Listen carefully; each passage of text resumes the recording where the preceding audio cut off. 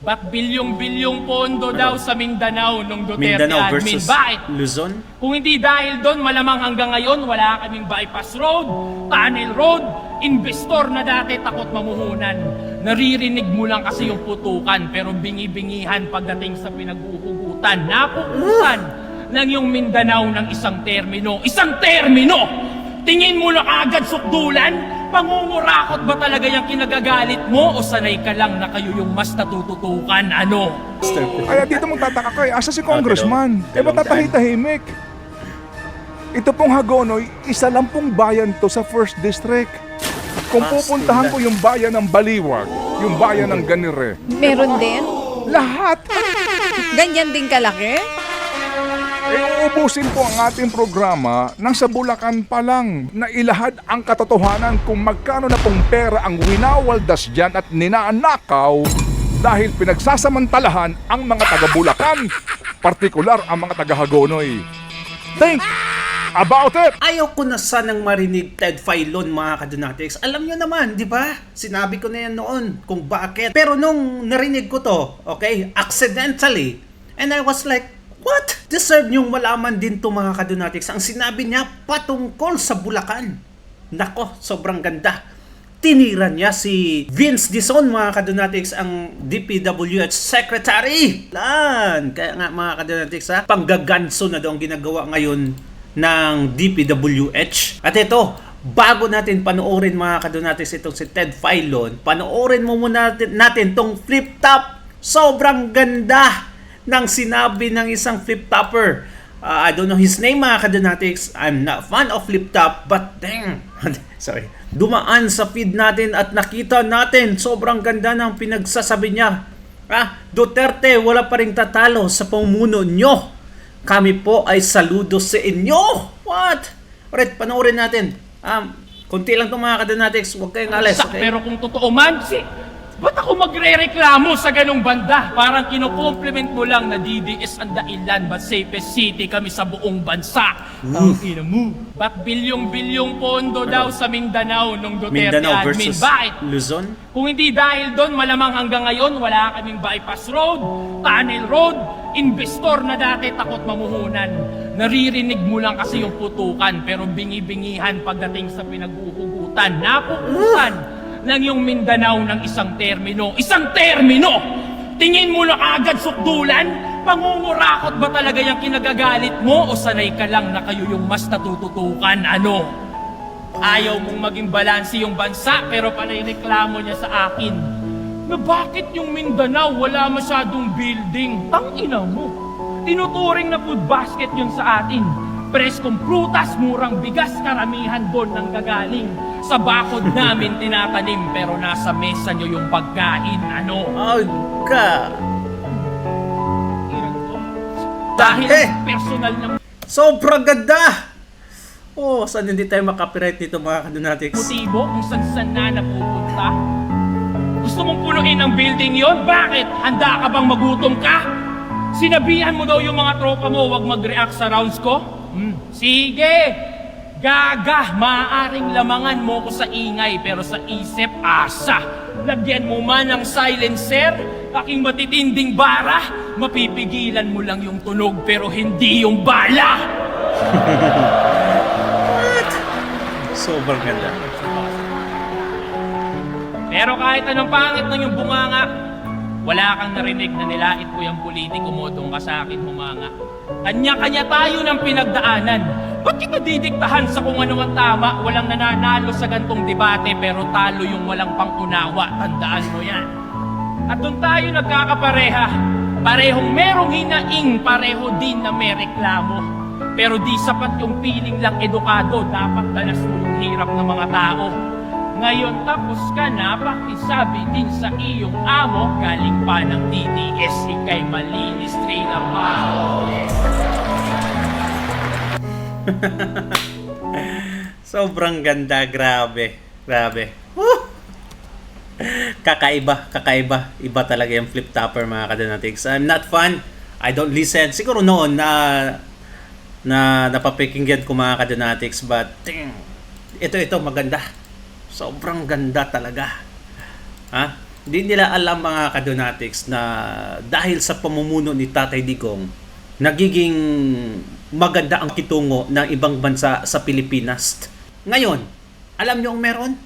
Travel advisory mga kadonatics, New Zealand, Australia at ibang bansa na ang sinasabi nila doon mga kadonatics na mag-ingat sa Pilipinas kasi grabe ang krimen.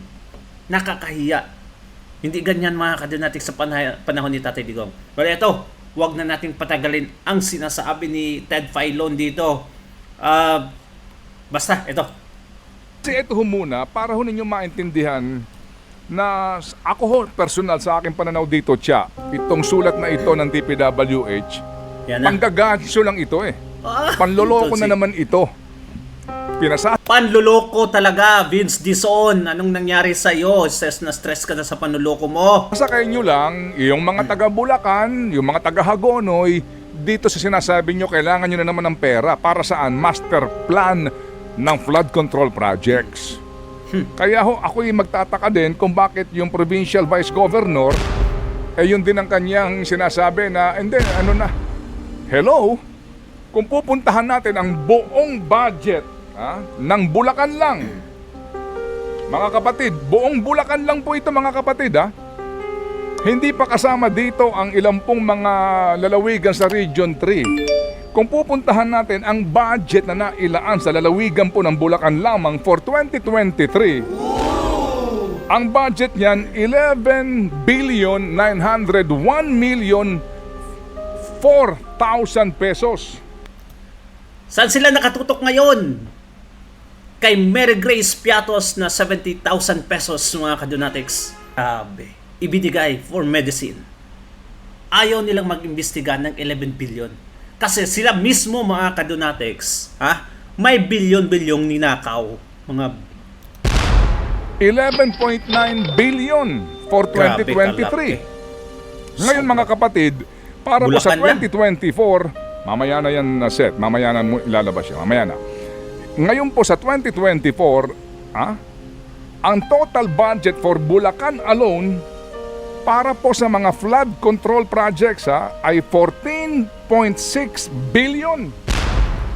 Ito talaga ang ayaw imbestigahan ni Erwin Tulfo, ni Ping Lacson at ng majority. Ilang buwan na si Erwin Tulfo dyan mga kadonatics sa Blue Ribbon Committee. Walang nagawa, walang investigasyong nangyari sa flood control.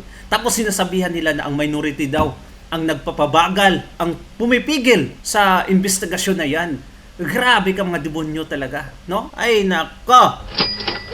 Ngayon hihingi ka 200 milyon para daw saan siya? Sa Master plan na tinatawag. Master plan. Oo. Kasi pag walang plano, walang proyekto. Hindi paano ba? ka naman nakapagpondo rito? At sa mga taga Bulacan, gumising kayo sa katotohanan. Correct. Sino ang responsable sa pagpapalaki ng pondo dyan? At the same time po, itong pagpapatupad ng mga proyekto, kung atin pong ididetalye. Puntahan ko lang specific ang Hagonoy. Ito na tayo. Hagonoy, Bulacan. Sa Hagonoy research lang. po ng aming pong programa, ito na, yung ating panghuling pahina dito, Seta, ito lang po. Kasi itong DPWH, ito ho yung binabanggit pa noong pa ni Senador Pamphilo Ping Lacson Alam mo ho yung pagkakaroon nila ng mga tawag, yung mga alias sa budget, pero para bagang isipin mo, parang isa lang pinupuntahan. Halimbawa, kapag ho natin binusisi ang GAA, may mga nakalagay dyan. Una, Flood Management Program. Nakalagay Flood Management Program. Maliban dyan, meron pa pong SIPAG. Ano ibig sabihin nun? SIPAG, Sustainable Infrastructure Projects Alleviating Gaps. Iba-iba na lang yung pangalan nila sa pagnanakaw mga kadonatics. Para lang malagyan ng pera. May flood management program, may SIPAG, may BIP or BIP, pastilan. At meron pang BIP. Ano itong BIP na ito? Basic Infrastructure Program. Halaka. BIP/Flood Mitigation Structures Protecting Public Infrastructure Facilities. Pero kapag ho natin Not found in GAA. binusisi ito, isa lang ibig sabihin niya. Para po sa flood control. Iba-iba lang po ang tawag pero iba-iba ang provision sa GAA. So ito ha, puntahan natin po hango po sa aming pagsasaliksik. Noong 2023, yung flood management program po for Hagonoy alone, 550 million. But wait, meron pang sipag. Yung sipag mga kapatid, Sipag 1 billion talaga 215 million. But wait, there's more. There's more? Meron pang VIP, 183 million. Kapag tinotal mo ito, 2023, wala pa po dito yung mahiya naman kayo, remember? Okay. Sa Hagonoy pa lang Mahiya mga naman kapatid, 1 billion 948 1 billion 948 million pesos. 1.9 billion for Hagonoy alone. For Hagonoy 2024, mga kapatid, wala pa dito mahiya naman kayo. Mga kapatid, ang nakalaan sa flood management program, last page tayo dito, girl. Ibabad mo lang yung last page natin, okay? Para ho sila makasunod. Please, ibalik natin dun sa kahuli-hulihang pahina. Yung sinabi ko, yung last page natin. Yung merong 2023. Yan. Thank you very much. 2024. Alright, flood management program. 1.135 billion. Ay! Sipag, 960 million. Pero wala ng Pastilan. VIP. Bakit? Pero ang total, Oh, 2 billion 95 million pesos. tumaas ulit nung 2024.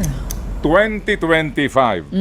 Okay, mga kapatid, kung pupuntahan natin mamaya yung 2025 budget na yan, in fairness, may mga vetoed project dyan. Pupuntahan ko yung mismong pahina ng GAA.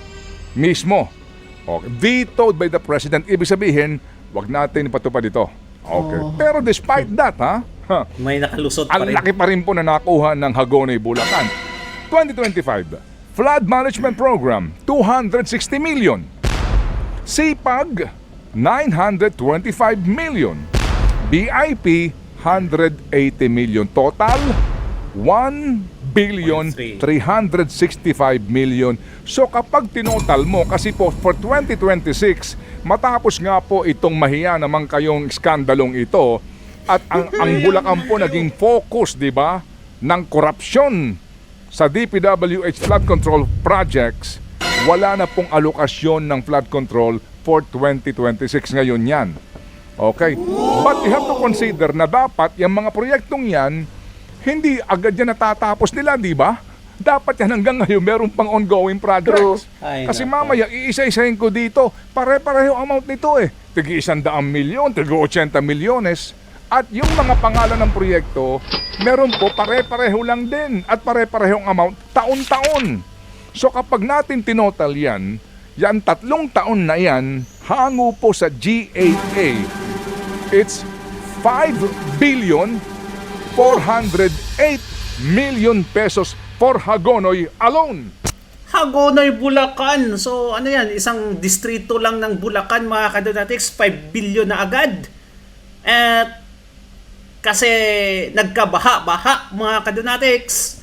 So, nabulgar yung kalokohan nila. Ngayon, okay lang pala, 2026, wala silang budget. Okay lang pala. Makapagnakaw na naman sana sila, mga kadonatics. Buti na lang talaga yung ulan, bumaha. Yan yung silver lining, mga kadonatics, sa baha. Kasi, nabulgar yung mga kademonyuhan nila. Di ba? Though, alam natin, it's a dark experience talaga when we talk about flood. Pero itong nabulgar dahil sa flooding na yan. At of course, dahil sa flood na din yun, mga kadonatics, napaamin na lang si Bongbong Marcos na ang dami daw nagnanakaw ng flood control budget. Kung tag-init yun, ilang taong tag-init. Ay, nako, si Bongbong Marcos walang sasabihin. 5 milyon? Billion? Tapos baha pa rin? 5 billion 408 million, 3 taon. 5 billion? Isa-isahin natin to ngayon. Focus sila sa Andilim, 50,000 pesos. Tapos, mga kadonatics, 25 million to 70 million yung gastos nila everyday sa Senado. Laki ah. Isa-isahin Pastilan. natin to ngayon. O, sige. 2023 ang puntahan natin. Ito na yon, okay? Yan, pwede mo nang ilabas yan. This game, you're not ready. Baby boy, 2023 na budget, no? Pag pinuntahan po natin ito at inaral mo ito, okay? Yung pong halimbawa, Barangay Santa Elena, no? Na meron pong Barangay mga Santa line Elena. items sa GAA. Nandito ho yung mga pahina niyan, ha? Mismo yung mga pages sa Ito. GAA, ha? Santa Pag pinuntahan mo Elena. ito, mga kapatid, meron po dito, no?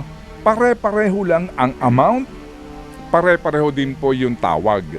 At magmula noong 2023 hanggang 2025, nandoon pa rin po yung mga listahan ng proyekto.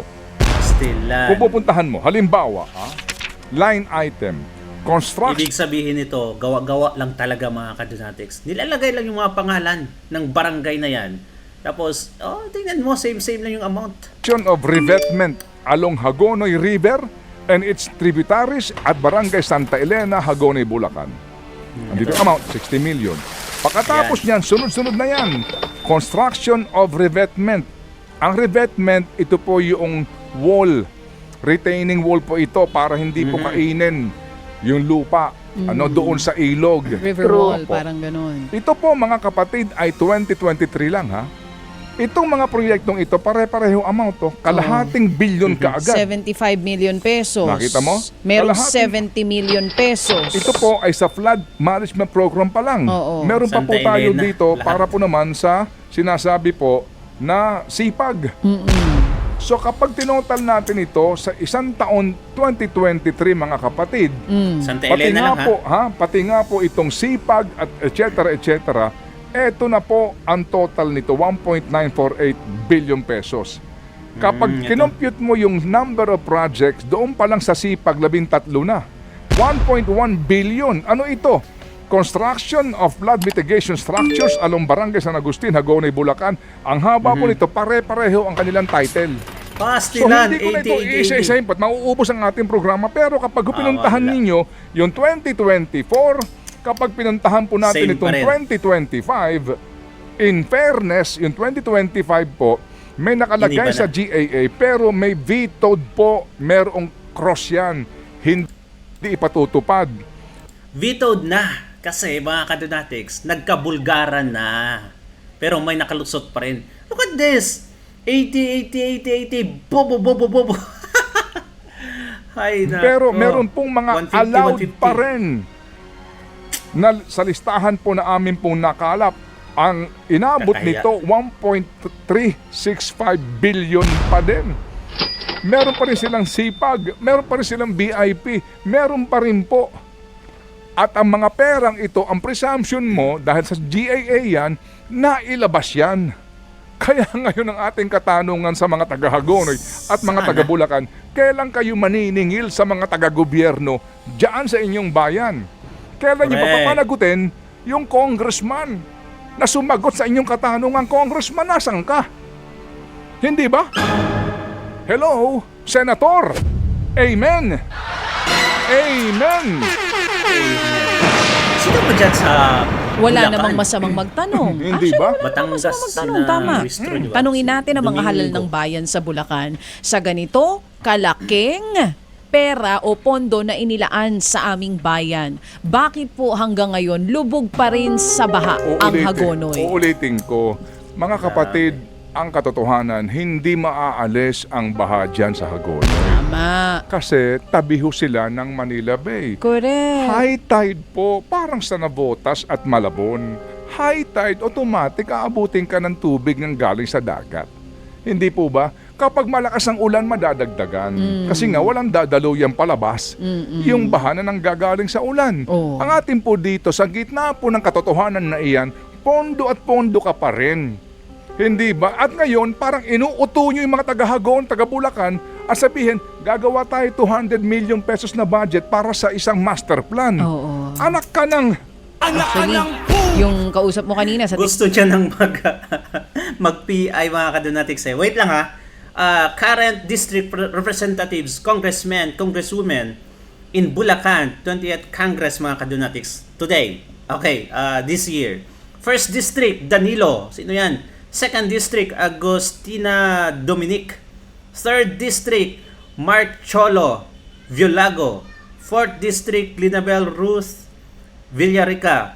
Fifth district, Agatha Paula Aguilar Cruz. Sixth district, Salvador Plato. Lone district of San Jose del Monte City, Arturo B. Robes. So ito yung mga buayang congressmen mga kadonatics sa Bulacan. Grabe talaga.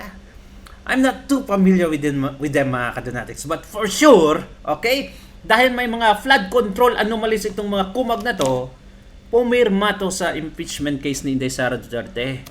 Hindi Hagonoy, nagulat siya nung sinabi mo kung gaano kalaking pondo na ang nailaan sa Bulacan. So kapag natin kinuwenta ito, 2023 tsaka 2024 budget na lamang, 11 plus 14 billion, magkano ito? 25 billion pesos ng mga flood control projects sa Bulacan. Ngayon, hihingi ka pa 200 milyong piso para sa master plan? Hindi ba panloloko na yan? Panggagancho na yan? Ikaw na governor, ikaw na vice governor, ikaw na congressman, papauto ka o kasama ka sa nang uuto? Sagot? Hindi ba? Oo. Sa laki ng perang inilalaan dyan, pagkatapos ngayon, naniniwala na naman kayo sa kanila, sa kanya. Hindi ba na may ginagawa sila dito sa laki ng pera na nailalaan sa Bulacan? Eh, ba't di ho natin klaruhin yan? Yung mga lugar talaga po, nasakop po ng Manila Bay, definitely hindi maaalis ang tubig, hindi sa winawalan natin ng pag-asa. May magagawa kung may magagawa kung tama ang ginagawa. Hindi pondo ka lang ng pondo kasi nga alam mo hindi maaalis yung bahang yan at kakailanganin ng pondo taon-taon. Eh di ba panggagancho yun? Di ba panloloko yun? Anak ka nang! Ikaw naman. Kasi nga baha pa rin. Kailangan ng panibagong plano kasi yung old plan didn't work. So we need a new master plan for flood control. Kayo talaga. Hindi ba pwede yun? Hindi ba pag ang plan A ay hindi nag-work, dapat meron tayong plan B hanggang plan Z? Kaya siguro kailangan ng panibagong Tapos lumalaki yung budget mga kadonatics ay talagang full talaga yung gobyerno ng Pilipinas. Ewan ko na lang. Sobrang sakit na ng ulo ko mga kadonatics sa kagaguhan na ginagawa nila. Tapos focus sila ngayon sa impeachment case ni Inday Sara Duterte na 125 million at may disbursement certificate naman mga kadonatics. Ayun ko. 100 million para kahit papano hindi man mawala, mabawasan ang stress ng mga taga-Hagonoy sa bahadyaan. At wait, there's more. Ay, there's more? There's Ang ating pong researcher po dito, na nataumpong naman ngayon, nagtitimon. Ano mga tinitimon? Ang sinasabi niya, Ano sabi niya? ito pong Bulacan figure na binabanggit ko ay para lamang sa flood management program. Hindi pa kasama yung BIP at SIPAG. Iba pa yun? Nangangahulugan na itong 11.9 billion in 2023, itong 14.6 billion in 2024, hindi pa ito kumpleto. May dagdag pa ito kasi wala pa yung SIPAG computation na hindi daw naisama pa sa komputasyon. Yun nga po pinag-uusapan natin dito ngayon. Sobrang laki. And then ikaw mag-feeling innocente ka dito na hindi ko... Hindi ba?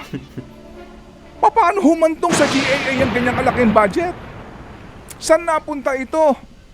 Huwag natin kakalimutan yan sa mga taga-Bulacan. Hindi ba? Ito pong 200 milyon na pinalalabas ng acting district engineer, panggagancho yan. Panloloko yan. Diretso ko sinasabi, niloloko, inuuto na naman kayo.